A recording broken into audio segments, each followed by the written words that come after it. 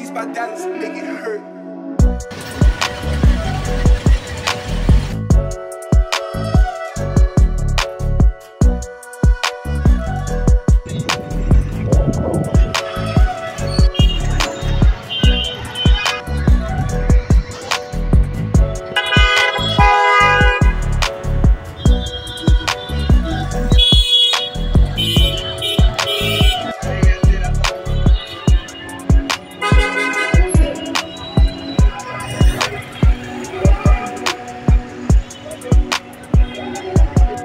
অপেক্ষা করি দেখি কে কখন আসে আমাকে রিসিভ করার জন্য।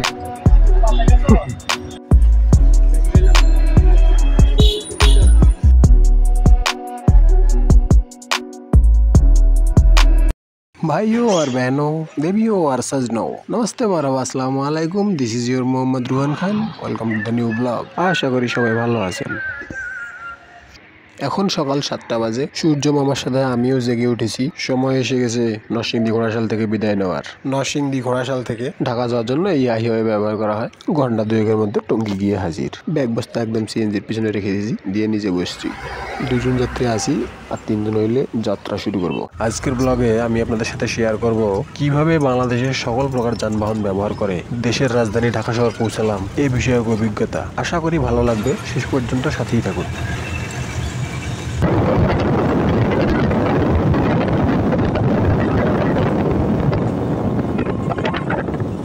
ট্রেন আসতেছে, রুল ফলো করো। থামো থামো থামো।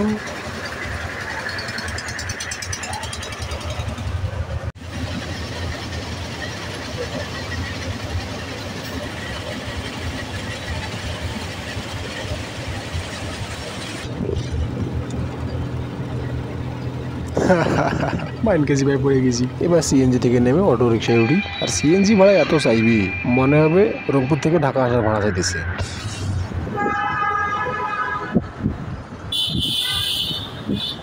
এই যে একটা বাস দেখছি, এইটাতে উঠে এখন ঢাকা যাবো। ওয়াও, এয়ারপোর্ট চলে আসছি, চলো।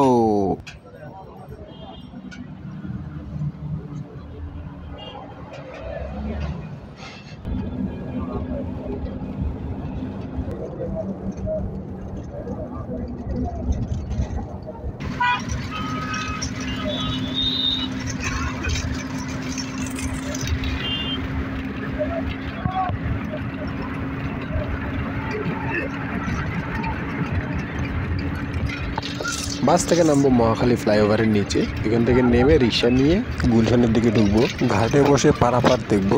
বন্ধু কাজে গেছে, অপেক্ষা করবো তার আসার জন্য। অপেক্ষার প্রহর শেষ হলে তার কাছে গিয়ে উঠবো। ততক্ষণ একটু রিক্সা রাইড উপভোগ করি। আজব শহর অবাক চোখে দেখি। আর এখন রিক্সা ভাড়া 50 টাকা ঠিক করছি। ইট আর কাছের এই রাজপ্রাসাদ আভিজাত্যের মুখোশে ঢেকে রাখে শূন্যতা। তোমার উঁচু গম্বুজ ছুতে পারে আকাশ, তবু মাটির সীমানা ছাড়াতে পারবে কি? নগরের শীতলালয় সন্ধ্যা ডুবে থাকে, তবু হৃদয় খুঁজে ফেরে পুরনো সেই গাছতলা। এই ইট পাথরের চিৎকারের মাঝে হারিয়ে যায় প্রকৃতির মরমিয়া ভাষা।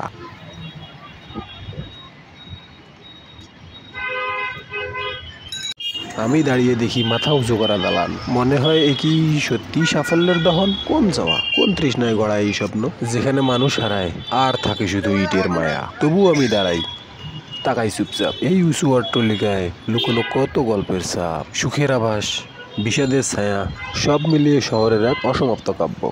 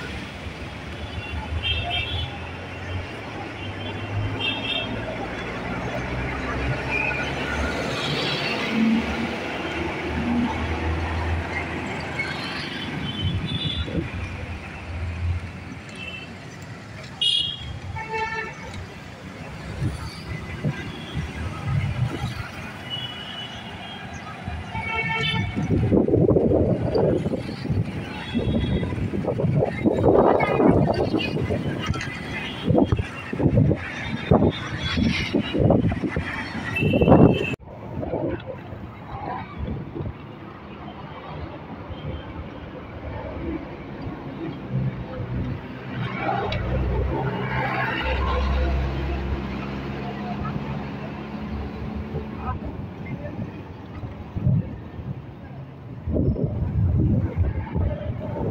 উঁচু অট্টালিকা যেন আকাশের দিকে চিৎকার করে বলে আমরা জয়ী, আমরা অমর। কিন্তু আমি দাঁড়িয়ে থাকি নিচে। মনে হয় এই ইট পাথরের অন্তরালে হারিয়ে গেছে মানুষের নরম হৃদয়। জীবনের স্বপ্ন কি সত্যিই এত উঁচু, যেখানে মাটি থেকে শিকড় উপড়ে ফেলা হয়? আমাদের কি দম ফেলার জায়গা ছিল না, যে আকাশ ছোঁয়ার এমন ব্যাকুলতা? আমি দেখতে পাই উজ্জ্বল জানালার পিছনে অন্ধকার ঘর, অট্টালিকার কোনায় জমে থাকা একাকিত্ব। যে উচ্চতা আনে অহংকার, কিন্তু মুছে ফেলে মাটির গন্ধ। এই ইট কাঠ কাছের পাহাড়গুলো মানুষকে কত ছোট করে ফেলে, যেখানে একটি গাছের ছায়া আর এক চিলতে খোলা আকাশের মূল্য জানে না কেউ। তবুও আমি তাকাই, তবে উঁচু অট্টালিকার দিকে নয়। আমি তাকাই তার ছায়ার নিচে দাঁড়িয়ে থাকা এক টুকরো মাটির দিকে, যা এখনো আমার পায়ের নিচে বলে তুমি এখানেই ফিরে আসবে একদিন। শহর যতই আকাশ ছোঁয়ার স্বপ্ন দেখুক, আমার আত্মা খোঁজে সেই মাটির ঘ্রাণ, যেখানে শান্তি মেলে না কোনো উচ্চতায়, না কোনো দম্ভে, শুধু নিচের সরলতায়।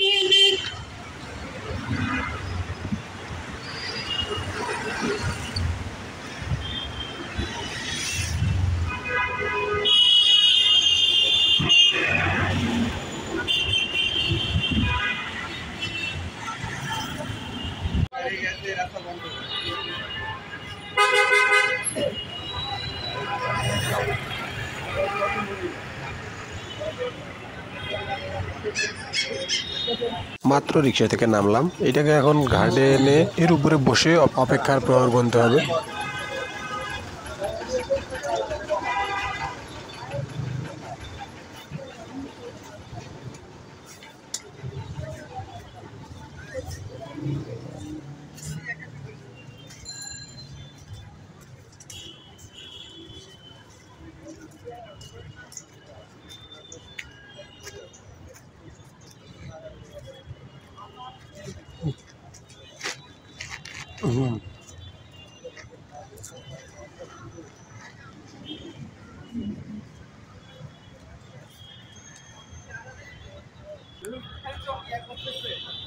যাওয়ার আর জায়গা নাই, এখানে আসিয়ে বসে রেস্ট নাই।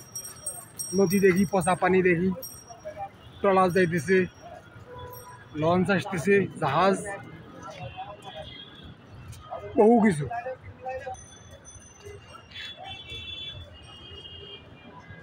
অপেক্ষা করি, দেখি কে কখন আসে আমাকে রিসিভ করার জন্য।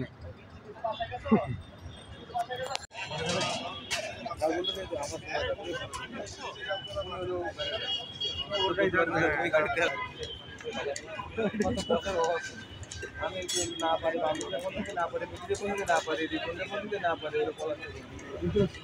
কার কাছে বলবা বুঝলাম তো কার কাছে আমার তো বছর অভাব। অপেক্ষার ঘনঘটা, সময়ের কাঁটা এখন 12টায়। চোখের পলকে যেন থমকে গেছে সব। তোমার পথে বসে আছি নির্জনে, এই মানে শুধু তুমি, এ হৃদয় তোমার দখলে। চলে আও মুঝে লেনে।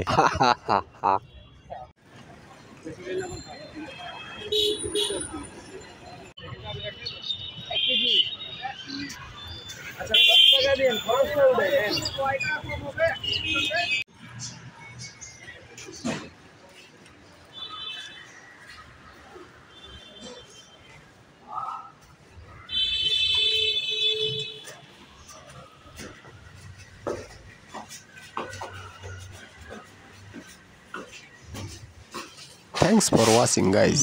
যদি ভিডিওটি আপনাদের ভালো লেগে থাকে তাহলে লাইক করতে ভুলবেন না। এই ধরনের কন্টেন্ট দেখতে চ্যানেলটি সাবস্ক্রাইব করতে পারেন। আপনার মতামত বা প্রশ্ন থাকলে অবশ্যই কমেন্ট করুন। দেখা হবে পরবর্তী ভিডিওতে। আজকের মতো এই পর্যন্তই। ভালো থাকবেন, ভালো রাখবেন, এই আশাবাদ ব্যক্ত করে আজকের মতো বিদায় নিচ্ছি। খোদা হাফেজ।